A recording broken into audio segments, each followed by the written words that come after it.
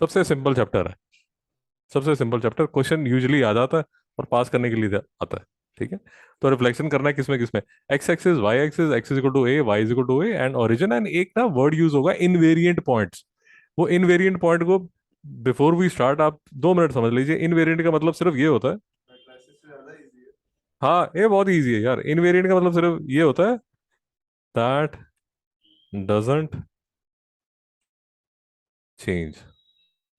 मतलब कोई चीज जो चेंज नहीं होती उसको बोल दिया जाता है इनवेरिएंट। वेरी मतलब चेंज होने वाला, इनवेरिएंट मतलब जो चेंज ना हो। अब वो क्या होगा इस चैप्टर में, उसका कॉन्टेक्स्ट क्या होगा, वो आप 2 मिनट में समझ लेंगे। तो सिर्फ इस पूरे चैप्टर में एक डिफिकल्ट वर्ड जो है वो इनवेरिएंट है, दैट इज इट। इतना आसान चैप्टर है, अब देख लीजिए क्या है, ताम झाम। ठीक है। अ, अच्छा, एक वर्ड ये भी नोट कर लीजिए यार, क्योंकि वैसे तो बता दिया जाता है बट अगर उसने यूज किया तो आपको पता होना चाहिए। जो एक्स एक्स कोऑर्डिनेट है, एक्स एक्सिस है, उसको एब्सिसा बोला जाता है। और जो वाई है उसको ऑर्डिनेट बोला जाता है। छोटा सा निमोनिक देख लीजिए, या तो एब्सिसा यूज होगा या ऑर्डिनेट होगा। ए फॉर एब्सिसा, तो एक्स जो है वो पहले आता है, तो एब्सिसा जो है वो एक्स है। और दूसरा वर्ड जो यूज होगा वो ऑर्डिनेट यूज होगा, वाई बाद में आता है और उसका नाम क्या है, ऑर्डिनेट। मित्रों कोई दो क्लेश वेदना तो बजाय कि कोई हीरोगिरी कर रहा है वो X axis Y axis simply बोलने की बजाय आपको बोल देगा एब्सिसा ऑर्डिनेट में कर दिया रिफ्लेक्शन। नहीं समझ में आया? आई एम सॉरी यार, ये ना मतलब घर में जो ब्रेड अंडे खत्म हो जाते हैं ना, वो उसके लिए मुझे मत बोला करो भाई कि सर ब्रेड खत्म हो गया, वो भी भिजवाई तो जब इतना कर रहे हो तो। ठीक है। उसके बाद एक वर्ड यूज हो रहा है mirror line. Mirror line mirror है बेसिकली। क्या मिरर है, क्या मिरर है? हाँ याद आ गया। तो ये मिरर क्या है ये देख लीजिए। तो जब वो बोलेगा reflection in the line y is equal to zero, हाँ यहाँ पर हो सकता है आपको एक और तकलीफ ये भी हो, ये भी आपकी शायद पुराने आपके जो पाप है वो आपके सामने आएंगे। भैया बता दिया ना, वो ब्रेड ऑमलेट वाला काम मेरे से मत कराओ, ठीक है। एक्स एक्सिस की बेटा जो इक्वेशन होती है, एक्स एक्सिस की इक्वेशन जो होती है वो होती है y is equal to zero. और y एक्सिस की जो इक्वेशन होती है वो होती है x is equal to zero. बस ये बात समझ आ गई? पक्का? एक्स एक्सिस की equation y is equal to zero होती है भाई। डेट डालना इंपॉर्टेंट नहीं है, कंसेप्ट सीख लो, है ना। और ऑर्डिनेट के स्पेलिंग जरूरी नहीं है, वो तो एग्जाम में लिखे ही होंगे। और y एक्सिस की जो इक्वेशन है वो क्या होती है, x is equal to zero. यहां समझ आ गया? अब एक और चीज लगे हाथ यहीं पर समझ लो कि जैसे ये लाइन है इसकी इक्वेशन होगी y इज इक्वल टू 5, और ये जो लाइन है इसकी इक्वेशन होगी y इज इक्वल टू -5। नहीं समझ में आया? अरे अभी तो लाइन ही ड्रॉ कर रहे हैं, अभी रिफ्लेक्शन तो किया ही नहीं। जी, it's just a random line, it's just a random line. So what I am trying to tell you is कि अगर आपके पास ये कोई अ, ये एक्स एक्सिस है, ये एक्स एक्सिस है, ये वाई एक्सिस है, तो अगर आपको इक्वेशन दी जाती है एक्स इज इक्वल टू 10, तो याद रखिए एक्स इज इक्वल टू 10 कैसे ड्रॉ होती है, एक्स इज इक्वल टू 10 ऐसे ड्रॉ होती है, ऐसे। X is equal to 10। नहीं समझ में आया बेटा? काहे? 2 मिनट में ये भी समझ लीजिए, क्योंकि ये पॉइंट जो होगा ये 10 होगा, और इस लाइन पे जितने भी पॉइंट्स हैं उनका एक्स हमेशा क्या होगा, 10 होगा। बेटा नहीं समझ में आया? ओके। कोई रैंडम पॉइंट ले लीजिए, कोई भी रैंडम पॉइंट ले लीजिए। फॉर एग्जांपल मैंने ये पॉइंट ले लिया, तो इसका 10 तो होगा ही, और यहाँ पर बाजू में कुछ लिखा होगा, 3 हो सकता है, 4 हो सकता है, कुछ भी हो सकता है। कोई और रैंडम पॉइंट ले लीजिए, रैंडम पॉइंट यहाँ नीचे ले लीजिए, इसमें भी 10 तो कंफर्म्ड ही है ना विनीत बाबू। वाई जो है वो कुछ भी हो सकता है, अभी भी समझ नहीं आया? ओके, लेट अस अज्यूम कि ये वाला जो पॉइंट है ये 5 है, और ये वाला जो पॉइंट है ये -7 है। अभी भी समझ नहीं आया? तो इस लाइन पे, ये जो लाइन मैंने आपके सामने वर्टिकल लाइन ड्रॉ की है, इसमें कोई भी रैंडम पॉइंट ले लीजिए, कोई भी रैंडम पॉइंट ले लीजिए, उसका एक्स हमेशा क्या होगा बेटा, 10। और वाई जो है वो जो होगा वो होगा, बट एक्स जो है वो तो कंफर्म्ड है कि वो तो 10 ही होगा। तो इसलिए इस इक्वेशन का नाम रख दिया गया एक्स इक्वल टू 10। नहीं समझ में आया? अब जैसे एक्स इक्वल टू 10 है, तो इसके कुछ भी हो सकता है। एक्स इज इक्वल टू, दूसरा नंबर ले लेता हूँ, एक्स इज इक्वल टू -7 ले लेता हूँ, तो ये लाइन में एक्स जो है वो हमेशा -7 होगा। नहीं समझ में आया?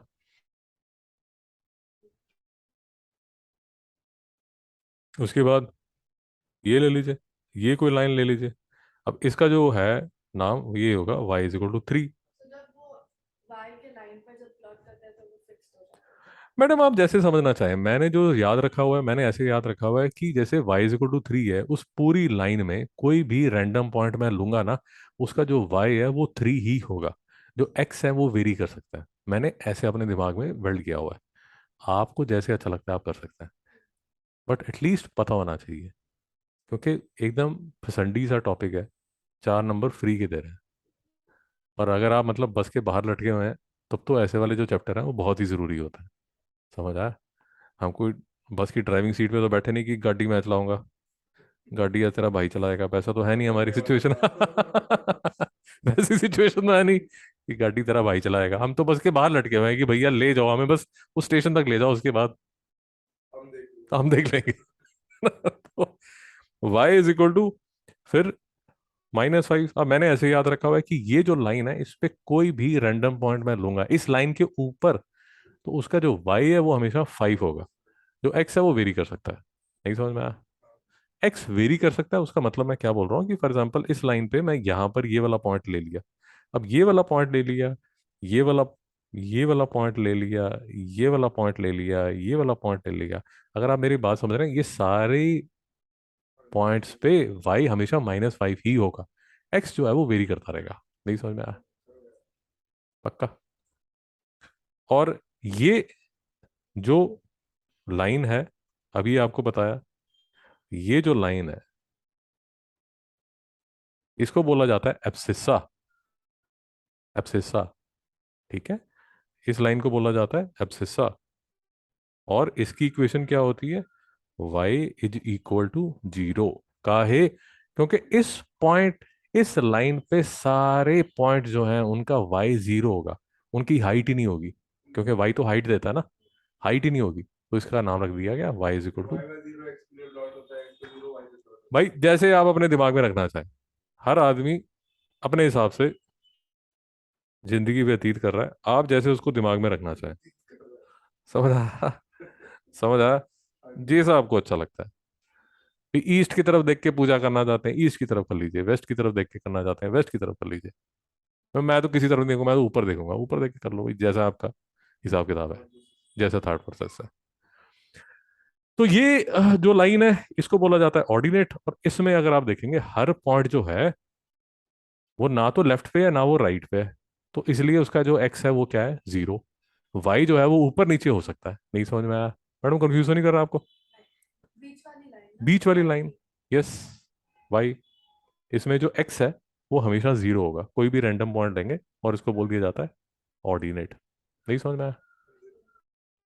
बस चैप्टर में यही है, इसके सिवा यस और कुछ नहीं है। बाकी तो ऐसी किताब भरी हुई है। अब देख लीजिए, reflection in the line y is equal to 0। y is equal to 0 क्या है? X axis. तो कोई आपने पॉइंट लिया, रैंडम पॉइंट लिया, एक्स वाई, ये एक्स वाई लिया, इसको अगर आप ये वाले एक्सिस में रिफ्लेक्ट करना चाहते हैं तो इमेजिन कर लीजिए कि एक्स पे एक मिरर रखा हुआ है। इतनी तो फिजिक्स हमें आती है कि पॉइंट जितना ऊपर है उतना ही नीचे होगा। नहीं समझ में आया? तो एक्स वाई की रिफ्लेक्शन करेंगे, जैसे अगर ये पॉइंट 2 3 है, इसकी रिफ्लेक्शन करेंगे तो यहाँ नीचे आएगा। एक्स तो 2 ही रहेगा, बट वाई जो है वो क्या बन जाएगा? -3। नहीं समझ में आया? इमेजिन कर लीजिए कि एक्स एक्सिस पे मिरर रखा हुआ है, शीशा रखा हुआ है, तो 2 3 पॉइंट जो है उसकी रिफ्लेक्शन करेंगे वो नीचे आएगा। एक्स तो सेम ही रहेगा, एक्स तो 2 ही रहेगा। अब जितना ऊपर है उतना ही नीचे होगा, तो नीचे कितना होगा? ऊपर कितना है? 3, नीचे कितना होगा? 3। बट क्योंकि वो नेगेटिव है इसलिए वो -3 हो गया। ओ जैसे आपने दिमाग में रखना है रखो। मैं बताता हूँ क्यों नहीं होगा, मैं बता देता हूँ क्यों नहीं होगा। मैं सजेस्ट करूंगा कि आप ये इमेजिन कीजिए कि जिस लाइन पे रिफ्लेक्ट करना चाहते हैं वहां पर एक मिरर रख दीजिए, एक मिरर रख दीजिए। तो चीजें क्लियर हो जाती हैं। नहीं समझ में आया? पक्का? आगे चले? विनीत बाबू, आपको 5-10 मिनट तक अभी तक अपने आप ही क्लियर हो जाएगा, मुझे ज्यादा बोलने की जरूरत ही नहीं पड़ेगी। समझदार हो? अब देखिए, वाई एक्सिस पे रिफ्लेक्ट करना चाहते हैं। अगर वाई एक्सिस पे रिफ्लेक्ट करना चाहते हैं तो शीशा कहाँ रखेंगे? शीशा तो वाई पे रखेंगे ना। इस पे ये वाला पॉइंट रिफ्लेक्ट करेंगे तो जितना ये बाजू उतना ही ये बाजू, तो ये पॉइंट हुआ 2 3। तो ये वाला जो पॉइंट है, यहाँ पर 2 है तो यहाँ पर क्या हो जाएगा? -2। बट है तो ऊपर ही, इसलिए ये क्या हो जाएगा? 3। मैडम नहीं समझ में आया? शीशा रख दीजिए, शीशा, mirror, shaving mirror, looking mirror. नहीं समझ में आया? शाबाश। अब ये देख लीजिए, ओरिजिन में जब रिफ्लेक्ट करते हैं, फिर से भाई फंडा वही है, आप चिंता मत कीजिए, फंडा वही है। अब इस केस में फिर से थोड़ा सा इमेजिनेशन पे जोर दीजिए। ऐसे ना एक छोटा सा शीशा यहाँ पर रख दीजिए, छोटा सा शीशा। आप तो शायद करते नहीं, हमारे क्लास में दुष्ट बच्चे छोटा सा शीशा लेके आते थे, उससे रिफ्लेक्शन मारते थे टीचर की आंखों में। फिर 2 थप्पड़ लगते थे, फिर क्लास से बाहर जाते थे। बट करते जरूर थे, मतलब 2 थप्पड़ लग जाए ठीक है, चलेगा। चारों का कुछ नाम भी होता है बॉडी में। किसका? चारों जो ये होते हैं, जैसे क्या नाम? कैसा नाम? कुछ होता है नहीं नाम नहीं, कोई पता नाम नहीं। नहीं। मुझे भी याद नहीं। अब सिस्सा। अरे स्लोप ऑफ लाइन में भी नहीं था, एक का स्क्वायर का कुछ पॉजिटिव नेगेटिव कुछ ऐसा था। अब कुछ नहीं है यार, सिंपल सा chapter. Reflection in the origin, मतलब ओरिजिन पे शीशा रख दीजिए। ओरिजिन पे शीशा रख दीजिए, छोटा सा, हाथ में रखने वाला, जिससे टीचर की आंखों में रिफ्लेक्शन मार सको। नहीं समझ में आया? तो वो दूसरे पास से चला जाएगा। नहीं समझ में आया? मैडम डाउट है? उसमें दोनों हो गए। सर जी, अगर इसमें बताइए। अभी ऊपर का जो पी है उसपे 2 और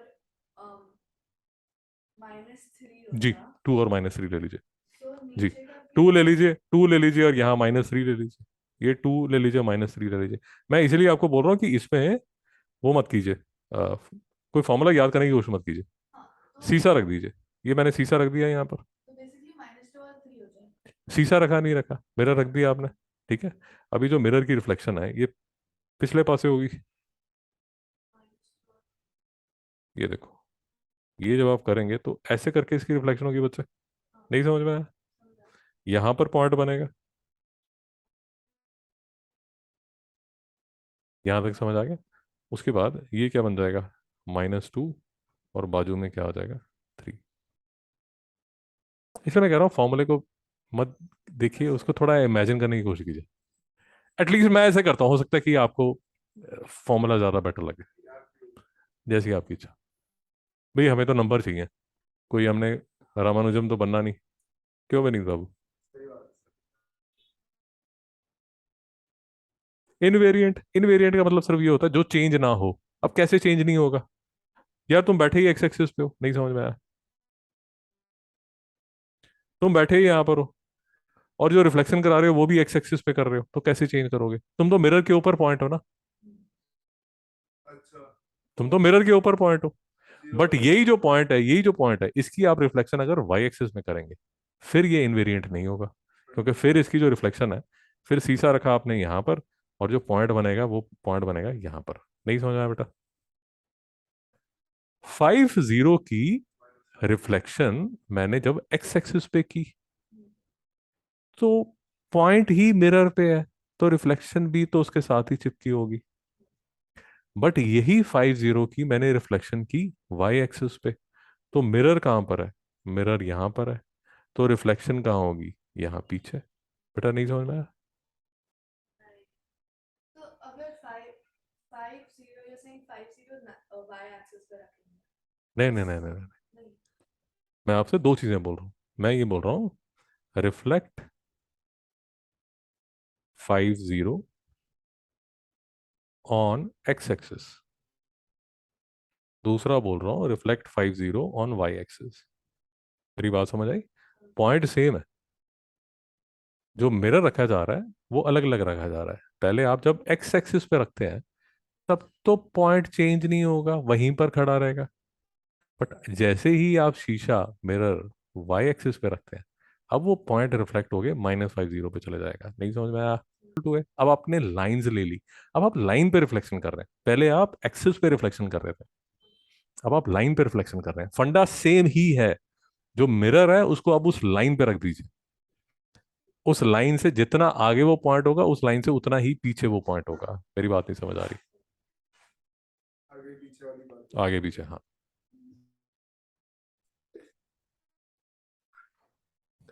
तो क्वेश्चन ही देख लीजिए, जैसे अब इसमें फर्स्ट पार्ट में बोल रहे हैं कि सर -1 3 आपके पास है, -1 3। पहले तो शांति से -1 3 को देख लीजिए, -1 3 है कहाँ पर। -1 3 पॉइंट जो है वो यहाँ पर है। रिफ्लेक्शन कहाँ कर रहे हो? x = 2 पे। x = 2 कौन सी लाइन है? ये लाइन है। तो मिरर कहाँ पर रखोगे? यहाँ पर रखोगे। अब बेटा मैं आपको यही बता रहा हूँ सरावनी जी, कि जितना आगे है उतना ही पीछे है। मेरी बात नहीं समझ आई? उसके तो ग्राफ भी अरे 2 मिनट शांति रख लो यार। जितना आगे है उतना पीछे है, ये समझ आ गया? यहाँ तक समझ आ गया? ये जो मैंने बोला आपको, ये समझ आ गया? 2 मिनट रुकिए बस, ग्राफ पेपर की जरूरत नहीं, अभी समझ आ जाएगा। ये देख, ये -1 3 है, तो ये -1 और 3, मतलब ये वाला जो डिस्टेंस है वो 1 होगा। नहीं समझ आया? वाई एक्सिस से इसका जो डिस्टेंस है, एक एक यूनिट होगा। मेरी बात समझ आई भी नहीं? ये एक यूनिट ये हो गया। ऊपर से जो शीशा पड़ा है, ये जो मिरर पड़ा है, ये 2 यूनिट पड़ा है। मेरी बात समझ में आई? तो कितना, 3 यूनिट लेफ्ट पे है, तो 3 यूनिट ही राइट पे होगा। मेरी बात नहीं समझ आई? अब 3 किस में ऐड होगा? 3 2 में ऐड होगा, तो ये पॉइंट क्या बनेगा? 5। मैडम नहीं समझ में आया? एक्सपैंड करके बताया जाए? चिंता मत कीजिए, 2 मिनट में समझ आ जाएगा। वो पहली बार थोड़ा सा टेढ़ा लगता है, उसके बाद तो सिंपल है। देखिए, फिर से देखिए बेटा, ये जो पॉइंट आप ले रहे हो, इसका यहां से लेके यहां तक जो डिस्टेंस है वो 1 है। आपको ये समझ आ गया? जो लाइन खुद है, ये वाली लाइन खुद जो है, वो यहां से लेके यहां तक 2 डिस्टेंस पे है, 2 यूनिट्स पे डिस्टेंस है। तो जो पॉइंट है, ये वाला बेटा जो पॉइंट है, वो मिरर से, ये वाला पॉइंट जो है वो मिरर से कितना दूर होगा? 3 पॉइंट। तो इसकी जो रिफ्लेक्शन है वो भी बेटा 3 यूनिट ही तो पीछे होगी। बट मिरर पड़ा कहाँ पर है? मिरर पड़ा 2 पे है। तो 2 में क्या ऐड करोगे? 3। तो आंसर क्या आ जाएगा? 5। नहीं समझ आया बेटा? Oh, so the नहीं, 2 में 5 क्यों ऐड करेंगे? 2 में 5 क्यों ऐड करेंगे? क्योंकि आपका जो मिरर है वो यहाँ 2 पे बैठा है, और आपका जो पॉइंट है वो इतना पीछे होना चाहिए, 3 यूनिट पीछे होना चाहिए। तो उसका जो जो पॉइंट है उसका एड्रेस क्या होगा? उसका एड्रेस होगा 5, 5। बट उसका जो ये जो हाइट है, वो हाइट तो सेम ही होगी। इसलिए यहां पर भी 3 नजर आ रहा है, और बेटा यहां पर भी 3 नजर आ रहा है। विनीत बाबू नहीं समझ में आया? एक लेक्चर में थोड़ी सी तकलीफ होगी, फिर तो ऑटोमेटिक होना शुरू हो जाएगा। नहीं समझ में आया? और उसमें चिंता मत कीजिए, इंटरनेशनल बोर्ड वाले 8th क्लास में करते हैं ये सब, ट्रांसफॉर्मेशन करते हैं, वो तो इससे ज़्यादा खतरनाक करते तो प्रोबेबिलिटी बहुत ज्यादा हैं। अरे वो इस पे ना वो ट्रांसफॉर्मेशन करते हैं। ट्रांसफॉर्मेशन मतलब स्क्वायर लेंगे और स्क्वायर को 90 डिग्री टर्न करना है, 180 डिग्री टर्न करना है। क्यों? अच्छा क्वेश्चन है मैडम। जो लोग आगे इंजीनियरिंग वगैरह करना चाहते हैं उनके लिए बहुत ज़रूरी है। Of course you can ask a question कि सर फिर मुझे क्यों करा रहे हो? वो तो मम्मी पापा से डिस्कस करना पड़ेगा। डिस्कस तो उनको भी करना है। नहीं, मेरा डिस्कशन नहीं होगा ऊ अगर ना बोला गया तो। गजब। अब ये देख लीजिए, ये देख लीजिए, किसी को भी ले लीजिए। अच्छा हाँ, एक ना एक चीज देखिए, आपकी बुक में पी पॉइंट की रिफ्लेक्शन पी डैश करके शो की जाती है। तो इसलिए जैसे ये क्यू है, तो इसकी रिफ्लेक्शन जो है वो क्यू डैश करके शो की जाएगी। ऐसे कौन डैश करता कौन सा डैश? है? ऐसे और डैश तू काम की बात पे फोकस कर, फालतू की बातें नहीं। ये देख, वो ये 5 सोचते आना है, यार वो। ये 5 आना है, ये 5 आना है। हाँ, इस लाइन पे रिफ्लेक्ट कर रहा है x = 2 पे। हाँ, तो यहां से लेके यहां तक जो डिस्टेंस है वो 3 होगा। हाँ। तो यहां से ये पीछे का जो डिस्टेंस है, ये वाला जो डिस्टेंस है, ये भी 3 यूनिट होना चाहिए। बट ये लाइन खुद ही 2 यूनिट है, तो यहाँ पीछे कितना जाएगा? 1। और जैसे ही वो पीछे जाएगा तो वो -1 बन जाएगा। बेटा नहीं समझ में आ रहा? उसी तरह ये क्यू डैश है, जो शीशा रखा, जो मिरर रखा वो यहाँ रखा, ये डिस्टेंस मेजर कर लिया कितना है, उसी हिसाब से ये डिस्टेंस हो जाएगा और फिर हिसाब किताब लगा लीजिए। इसीलिए मैं आपको बाबू बोल रहा हूँ कि ग्राफ पेपर की जरूरत नहीं है। आप ये as a matter of fact इसको पहले रफ में कर लेना चाहिए, उसके बाद ग्राफ पे प्लॉट करना चाहिए। नहीं समझ में आया मैडम? तो p डैश जो है उसमें -1 और 1 लिखा है, बट इधर -1 और 1 पॉइंट टू x एक्सिस पर है क्या? ये है ना मैडम, -1 1 जो पॉइंट है वो तो हवा में होगा ना। अच्छा ये वो देखिए, उसमें लिखा। अब ठीक है। देखिए आपके जो एक्सेस हैं, आप जब इसको ग्राफ पेपर पे करेंगे तो आपको और अच्छी तरह समझ आएगा।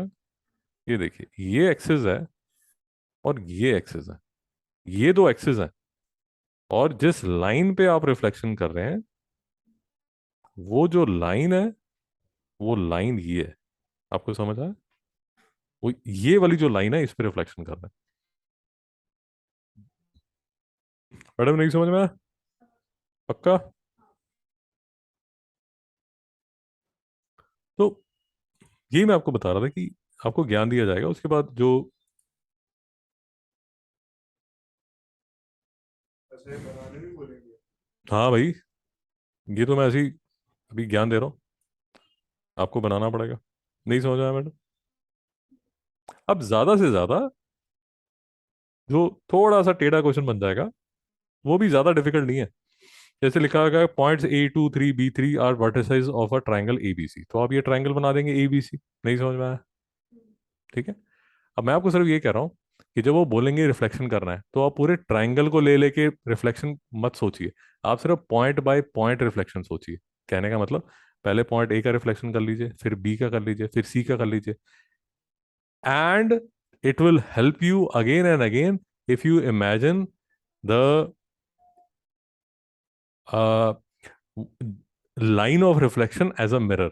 सो फॉर एग्जाम्पल इस केस में अगर आपने जो एक्स एक्सिस है उसको मिरर ट्रीट किया तो आपको खुद ही समझ आ जाएगा कि ये जो ट्राइंगल है उसकी रिफ्लेक्शन ऐसी ही होनी चाहिए।